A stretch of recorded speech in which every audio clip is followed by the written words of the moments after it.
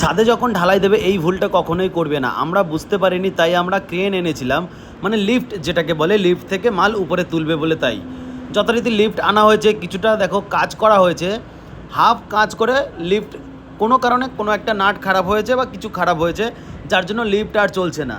তো সেইভাবে তারা লোক নিয়ে আসেনি বেশি করে যে উপরে মাল তোলার মতন।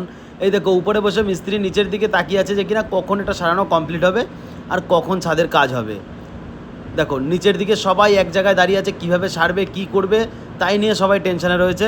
যেহেতু ছাদের প্রায় 30% ঢালাই কমপ্লিট হয়েছে, আরও প্রায় 70% ঢালাই বাকি আছে।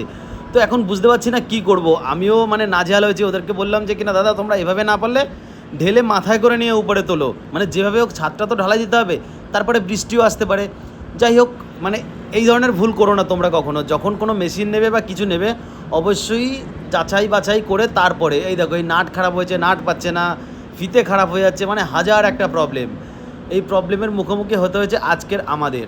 যাই হোক, এখন মোটামুটি মেশিন ঠিক হয়েছে, মাল উপরে অল্প অল্প করে তুলছে। এবার দেখি কি হয়, লাস্ট পর্যন্ত তোমরা সঙ্গে থাকো তো তোমাদেরকে বলবো এরপরে কি হয় না হয়।